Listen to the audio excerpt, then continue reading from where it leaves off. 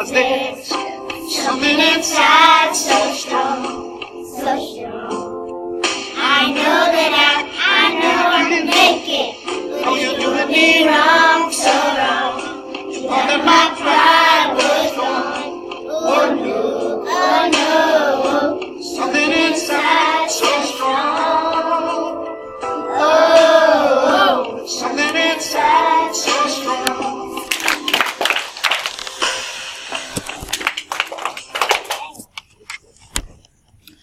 Alrighty, good afternoon. This is Sadia again, and today for my book talk, I will be doing Dave the Potter. Dave the Potter was written by Laban Carrick-Hill, and it was illustrated by Brian Collier, and it was published in 2010. This book has received a lot of recognitions and awards, but two of the most famous or most popular awards that it's received is the Coretta Scott King Award in 2011 and also the Caldecott Award in 2011 as well. This book is entitled Dave the Potter, Artist, Poet, and Slave, because he was all three of those. Also, this book is very popular for its illustrations. Brian Collier did an exceptional job with his illustrations in Dave the Potter. I chose this book because, number one, my students like the book. I like the book. Number two, I felt it was very appropriate and it was very fun and informational for kids. So Dave the Potter, in a nutshell, is about Dave. Dave was born in the 1815. He was born in the 1800s. He was born enslaved in South Carolina. And Dave became a potter. He was a slave and he was a potter. And Dave had a spinning wheel, and so he would get dirt and water and make mud. Then he would turn it into clay, and then he would put on a spinning wheel and make pottery. But that wasn't one of the greatest things about Dave. He was also a poet because in each of his pottery, like every pottery piece that he made, he inscribed a saying or a poem in it. And so, which means that Dave was a slave who knew how to not only read, but he knew how to write as well. One of the things I mentioned was about the illustrations. Brian Collier did an exceptional job with the illustrations in the book. It was very detailed. When the book was written, they described step by step how Dave made his pottery, from how he gathered the mud and made it into clay, and how he threw it on the spinning wheel. It was step by step, and with each step, it was very detailed, and he got into a lot of details, step by step, about how to make the pottery, and then even how he motioned his hands and how he put his hands and he cupped them and put them down and pushed them down. So that was I really liked that aspect of the book because it was very detailed, not only about Dave but about how to make pottery. One of my favorite pieces in the book was on this page. It says that the jar grew so large Dave could no longer wrap his arms around it. If he climbed into the jar, curled into a ball, he would have been embraced.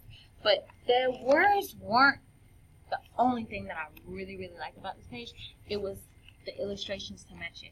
Now, I don't know if you can see it, but in it, there are people in the trees. Like, they're not real people, but they're images. And when I immediately saw this, I thought about the fact that Dave was a slave, and the look on his face, his emotion and expression on his face was as if he was free. So to me, it said that, like, when Dave made pottery, he had a sense of freedom when he made his pottery, and it was like the pottery embraced him. It described how if he could get in it, he would get in it, and the pottery would fit him, and it would just embrace him. And then his arms were outstretched wide, and it's almost like you can see his slave ancestors inside the branches and see their faces in the trees, which was, to me, symbolic of freedom. That even though he was enslaved, pottery and his artistry gave him a sense of being free. So that was my favorite thing about this The illustrations were very, very good. And I also like this book because it leaves questions. Because in the book, it doesn't tell you how Dave was able to read or write. It just tells you that he was able to. And then also, you have to figure out how Dave managed to be a slave as well as make pottery at the same time. So like I said it before, my students really enjoyed this book, the activities with this book. So for the day, they became artists themselves. And they were able to make their own ceramic pottery, not literally, but they were able to design their own ceramic pottery pieces. They made mugs, some people made pots, some people made bowls.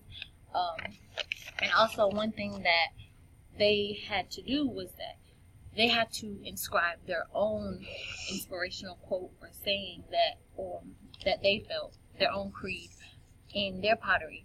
And so a lot of them did just that. And like this, she made a piece of pottery, and at the bottom she put, "I believe that everyone has a good day." And then another student decided to put that they believe that they could do anything. So this book is really fun.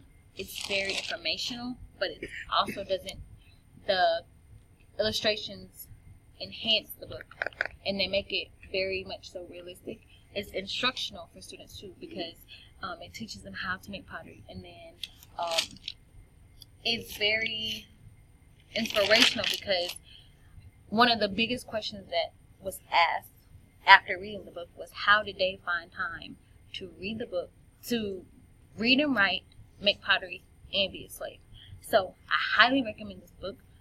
This book is for pre-K through 3rd grade. My classroom is made up of kindergartners, 1st graders, and 2nd graders. So this is a very age-appropriate book.